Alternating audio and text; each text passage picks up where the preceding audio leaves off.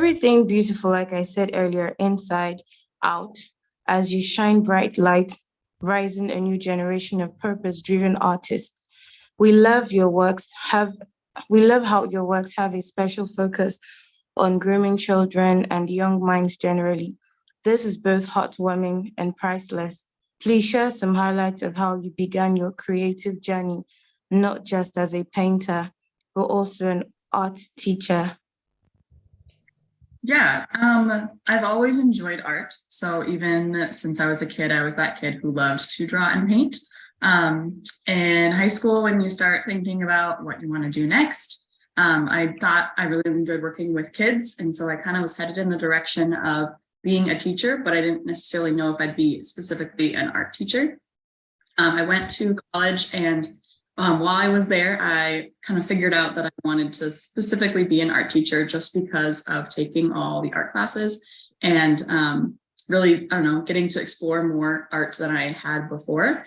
And then at the end of college, I did my senior thesis, so my big project at the end of my undergrad. And what I decided to do was go to different art classrooms and look at the art supplies and then paint pictures of the art supplies. I was painting in a very realistic style called trompe-l'oeil, which means to fool the eye. So the goal is to paint something very, very realistic, and it should kind of confuse you if it's a picture or a painting. And I was trying to really give honor to those objects by painting them in such a realistic way that people had to stop and really look at them, even though they're just like a paintbrush or a paint palette or an old sour cream cup that's being used for water when you wash your brush. It's kind of all the random stuff that you find in an elementary art classroom. And it was really, I think, reassuring to do that and really enjoy seeing the space that kids learn art and then realizing how important that is before actually becoming then an art teacher. And now that I'm in that world and I'm teaching art, it's just reaffirmed that even more, that this is a really special place that kids learn. And while I enjoy making my own art, and I don't expect every one of my students to become an artist, I still think there's a lot of really important skills and mindsets when they're learning to be creative, when they're learning to problem solve, when they're learning to turn a mistake into a masterpiece, as we try to say a lot in the art class, because they like to just throw the paper away and start over. And I try to say that we can fix it, we can turn it into something else, and teaching them grit and teaching them that kind of perseverance through hard stuff that they don't always get to practice when they're memorizing facts or information. So I think art class is just really important as a kid when you're growing up. And so I'm really glad I ended up there, and it really just came out of my love for art, and then I've always enjoyed working with kids, and that has really come together to find an exciting career that I'm enjoying. Yeah, so beautiful. That's fucking good. Thank you. Yeah, I'm here. I'm here. That's so beautiful. I can imagine how beautiful your art is, judging by the way the leaf curls around your book on your shelf behind you. Yeah, if I was an art critic, it's given meaning. Yeah, you're behind the cupboard, the way the books are arranged, the leaf around, it's given meaning. And I wish my younger self had met you years back, because I really love painting and art as a whole. Could you remember the first painting you made and what inspired it? I definitely don't remember the first one I made as like a kid a long time ago. But in the last few years, I kind of started a new series of places around the state that I live in. I live in Minnesota, and I just love a lot of the places that we have here. And so I started drawing and painting places that are here that are very familiar to people who live here. And it kind of started right before the pandemic. I was actually going through kind of my own health crisis. I had a lot of back pain and couldn't walk around a lot. I was stuck at my desk in my chair. And as I was painting these places, the world kind of shut down from COVID, and everyone was outside walking around, and everyone was going for walks and enjoying fresh air, because that's really all you could do. And I was kind of stuck in my office on my chair because I had back pain and I couldn't go out to the walks that I saw everybody else doing. And so I kind of fell into this series I had started where I wanted to draw and paint the places that I wished I could be, even though those places were a half hour away down the road. But I just couldn't get there right then. So this question makes me think of the first painting I did, which was of a very big bridge in a city near me, and just the beautifulness of the brick bridge, of the city behind it. And so I painted that kind of thing I could be there. So it was inspired by a desire to go to that place, and then also to see that place when I couldn't go there in person. One thing I really like about painting realistically, and with this painting too, is that when I have to paint something and I want it to look real, I have to stare at it for a very long time and really understand all the details that go into it. And I get to enjoy admiring that thing for a very long time because I'm staring at it as I paint it and I draw it. And then hopefully when someone else sees that art, they get to look at it for a second time if they've already seen that place before, if it's familiar, or if they've never seen it before, they get to look at it for the first time and appreciate what it looks like and notice all the little lines that I drew or all the little shades of colors. So a painting of a familiar place really lets us like get close to it. And that was a really fun beginning to my Minnesota place kind of series that I started a few years ago. Oh, I love how detailed you are as an artist. It's really, really, really, really, really beautiful. What does art mean to you? For me, it's always just something I enjoy doing. So it means, I guess, joy or happiness. It's something that I want to do. And so it's motivating to get to go do it. For me, I mentioned a little bit how I love looking at the world and appreciating it. And so for me and in my faith and beliefs, I love that God's creation is all around us. And when I get to draw a picture of a tree, I get to really appreciate how it was created and how it was made. So for me, it also is a part of my faith and belief in God and how the world is made. And then I get to participate in admiring it and recreating it and appreciating the beauty that it is around me.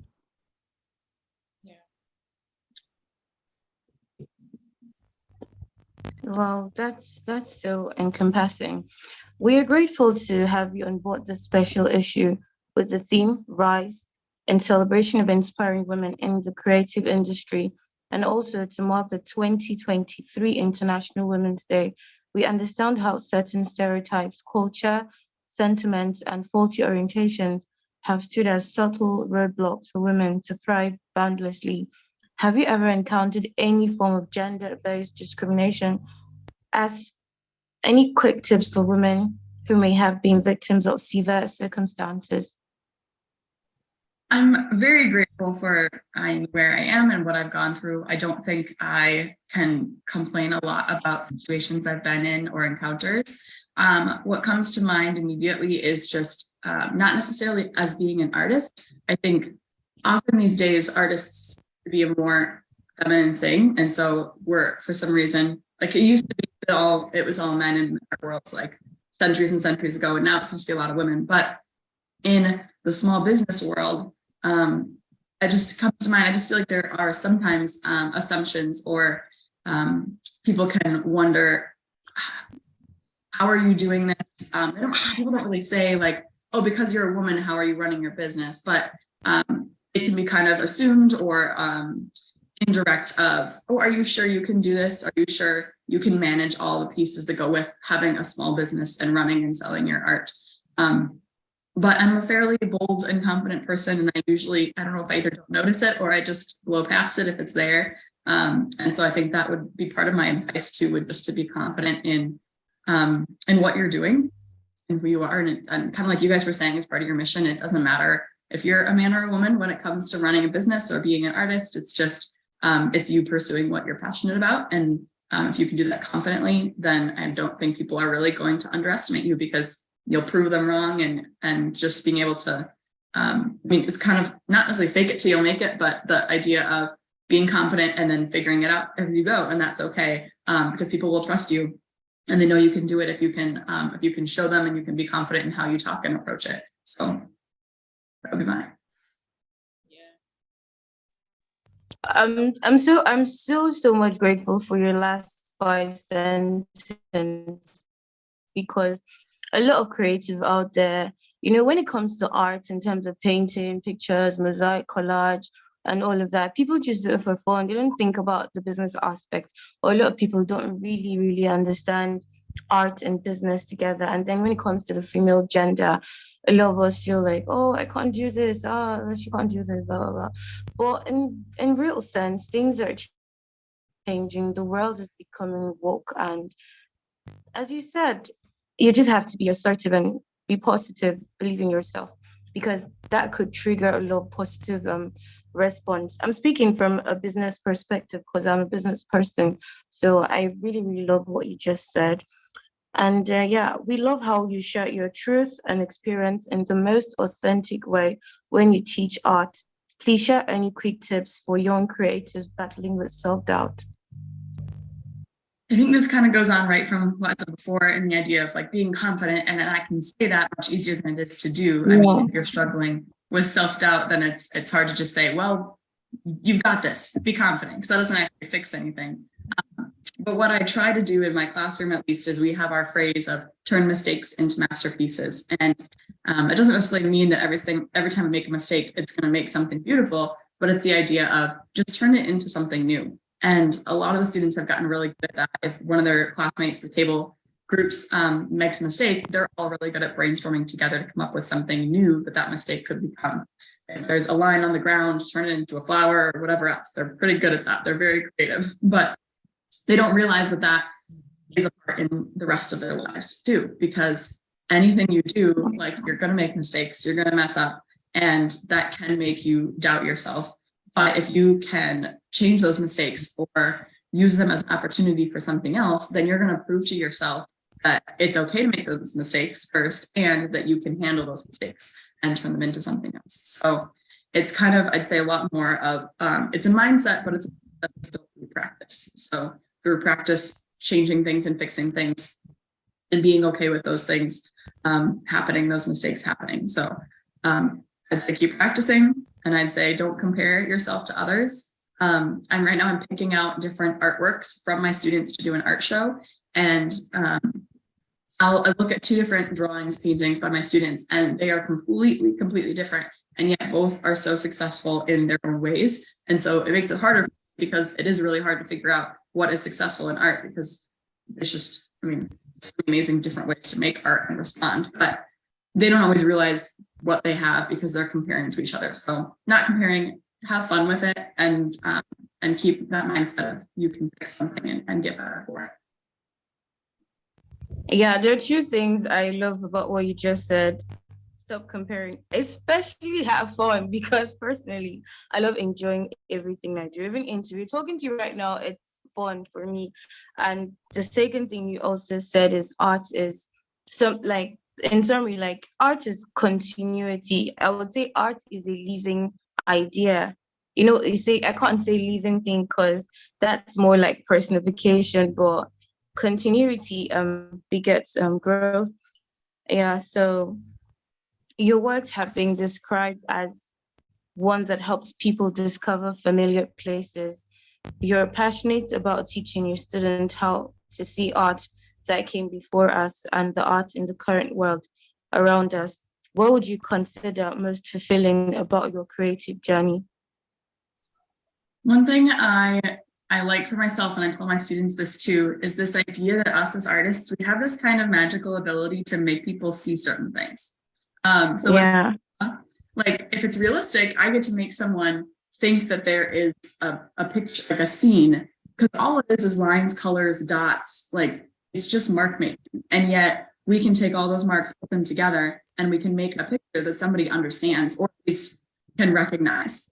And I think it's just really cool when that happens. And even abstract, which I'm not a great abstract artist, I'm definitely on the realistic side, but I can appreciate some good abstract, and the idea that we can affect each other's emotions and reactions, excuse me, and mood and all that. I just love that, like, magic that comes with controlling whatever tool you pick and making something, like influencing someone who's looking at your art, how they see it, how they think about it, how they feel about it. I just think that's a really kind of fascinating like power and thing that we have as artists, that Yeah. our goal is to change the way someone's seeing something, and not most people don't get to do that. So that's kind of fun.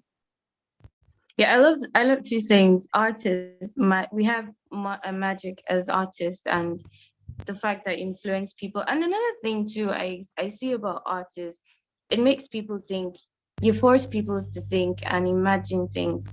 I love the most beautiful thing about art is imagination. You know, people start creating stories, mental pictures in their head, and it's so it makes me feel, it makes a person, an artist, feel powerful. Yeah. So, do you feel creatives in developed countries are at advantage than those in developing countries? Why would you say so? Yeah. And at first I wanted to say, well, no, because everybody's creative. But what I'm realizing in my own life is that the luxury of being creative is time. And when you don't have time, leisurely time to be creative, you don't get to exercise that creativity. And so, like, so me, I'm a teacher right now, and that's my full-time thing, and I love it. But I also really want to be home in my studio making art. And if I didn't have the income from my day job to give myself the opportunity to have leisure time in the evening, then I wouldn't be able to make my art. So I think, like, whatever the situations are, if it's busy working to make money, if it's busy having to live a different lifestyle because of the country or how it's laid out, I think you don't have the opportunity to make art because you're busy with not more important things, but life sustaining things. And so even though I think art is life sustaining, it doesn't feed you, it doesn't put it doesn't give you a shelter, it doesn't give you other things. So I think depending on someone's situation, if you have a lack of free time for whatever reason that is, you're at a disadvantage to practicing and being creative, because it does take time to really think and process and make creative around you. Yeah, I do agree with the time factor you spoke about. But being an artist, like my early days from senior high school, junior high school, primary school, basic school, I was really good at art, painting, drawing. I really loved sketching more than painting. And I was to get into the university and to choose a course to study. All I wanted, like fashion design, art, painting. But then I thought about the stress of painting. Your teacher tears your work, you have to repaint, you have to remold. You did not observe to no graduation. This your highlight, your dark tone is not, like, there are so many things missing out. I had to be like, no, no, no. And then you look at about studying art. Art is expensive to study. Speaking from experience and also seeing students in the university find unapplied art students, they spend so much just for assignment, classwork. And then if you want to create on your own for leisure, you see it's a lot of spending. So I feel on this aspect as well, people who are in developed countries are to more advantage than here.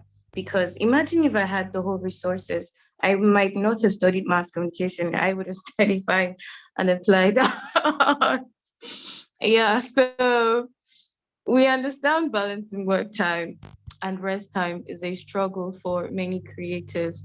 Please share a few tips on how you try to balance work time, rest time, and family time.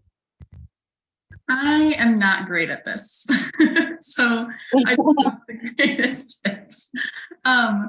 My This is maybe, I don't know, maybe this is like a dangerous tip because it makes me do more things instead of rest. But this is what I've figured out is after I get off work, since my day job is not my like art making, and if I want to be making art, what I try to do is when I get home, before I sit down, before I like relax, I walk straight into my studio and try to do something. So try to paint something or work on my website with my business, because my brain is still kind of awake from the day and I'm still moving forward. Because as soon as I go sit on the couch, I don't want to get up again. And it's then really hard to do my creative things I want to do on my own after a work day. So it doesn't always work. Sometimes I need to just go sit on the couch, and that's, I guess, balancing rest time. But I do try to do a little bit of something every day in my studio. Sometimes it's actually painting, but a lot of times it's just the behind the scenes of a business too, which is not as fun, but it is kind of fun. It's exciting, I guess, so to speak. So I enjoy getting that done. Definitely, like, my husband and I have tried to have discussions because I like to spend. It's like, okay, I need to hang out with you too. Like, we're supposed to be doing life together. So we try to, we'll try to go and find things we like to do. It's in the winter, we like to go skiing right now. So we've just got some fresh snow last week and we've been skiing on the weekends. So trying to like balance things I like to do that aren't about my art or about my business and doing it with people that I care about is big, but I'm not great at it. So I don't have the best advice. Yeah, I love the honesty. I love the honesty because as an artist, it takes a lot from you and you just want to keep going on and then you see the beauty in what you're doing, you want to continue. I just feel it's just doing what you have to do your best and ensure you give attention to whom attention is due because it's almost impossible balancing the whole thing together. Yeah, I would Because like to say artists something. like you, so yeah. Yeah, so Latifa, if you notice, many of the creatives we interview always like are very sincere with this part. So many of us Yeah. balance this part. Everybody's like, I have to be honest, I'm not good at this part.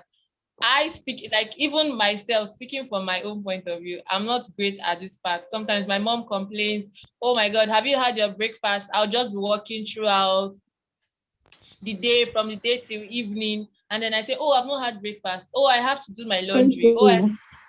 So sometimes we can get engrossed with our work because I feel like as creatives, it comes in is inside out. It's not like if you are selling clothes now, you're just selling clothes. You know that okay, by 4 p.m. I have to pack up. If you are selling shoes, you know by 5 p.m. I have to pack up and go home. But this time you are creating from your head, or like I'm a writer, I'm a poet, you're a painter. It's coming out from inside out. So you have the time where you are trying to brainstorm. You have the time where you feel like you have a writer's block or creativity block. You have the time when you don't feel like you want to stop now because inspiration is coming. So I really understand the part where balancing is a struggle. So thank you for your sincerity. Yeah, if anything should define that question I asked a while ago, it's Eden because Eden does not rest. At night, you ask Eden, she's not eating anything, but that's by the way though. Okay, what does success mean to you, Alyssa?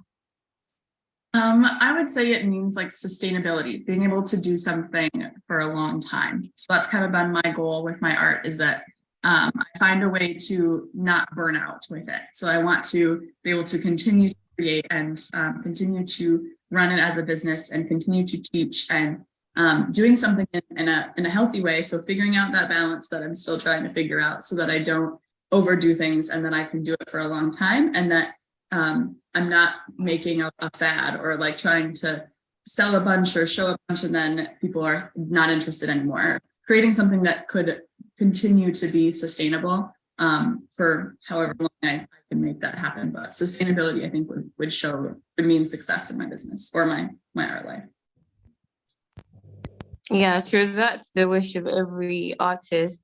It's really, really beautiful speaking with you, but I don't know. I don't know why I have this feeling like there's so much pressure because being an artist is a lot of work, and being an art teacher requiring a lot of patience, in fact, art knowledge. Yeah, that's so much. I don't know if I can't even I can't even I don't even know how to express how I could feel or phantom the energy. Like I don't even know what to describe it with.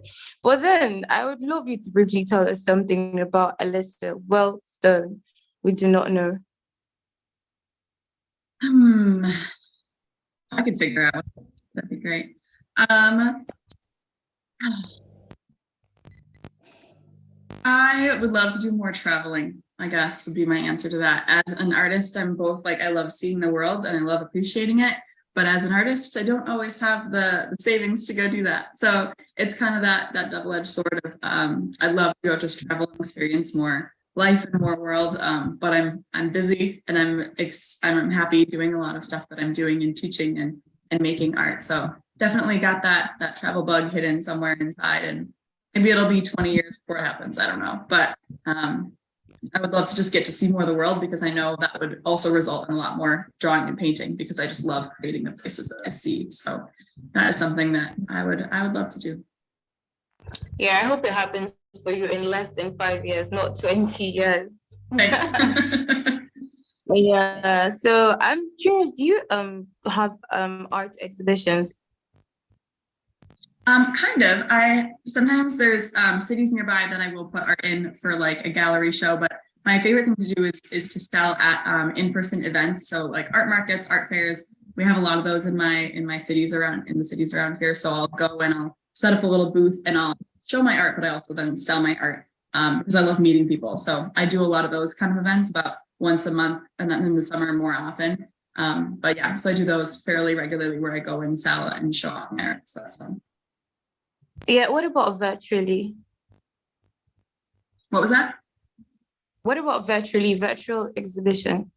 Oh, I have not done any virtual ones, at least not like exclusively. My local show that I did have stuff in that was just like hanging up in our community center, they also had put it online virtually, but I don't think I have anything right now because that show's been taken down. Oh, that would be something nice. So I could get to see your artworks in due time. Yeah, so it's really sad to say goodbye because there's a last question on this section. Let's go a little poetic. If poetry is a rainbow and you have a choice of one color in that palette, what would that color be and why? What color would you choose out of the 7 colors of the rainbow and why that color? I would go with purple, which is not my favorite color, but I like purple, but it's my mom's favorite color. And I feel like I can't, have the same exact favorite color as my mom. I love her, but I gotta pick a new color. But I choose purple because it kind of has like it has some of the calm of blue, which is my favorite color. But I'm not always a very calm person, so it's not really who I am. But I love the color blue. So purple has a little bit of blue, but it's also warmer than blue. And it feels a little bit more bold or brave. And so I like that purple isn't just calm, it's also a little bit bold, I guess. So that would be the color that kind of reflects me as an artist. And I like to think I'm calm-ish, but I also like to go out and meet people and interact with people and be bold. So that'd be my color. Well, it's just like you're telling my life with your art. Yeah, so I really enjoyed my time with you, Alyssa. It was lovely speaking with you, and of course, your hair, it's really beautiful. I think the thing behind you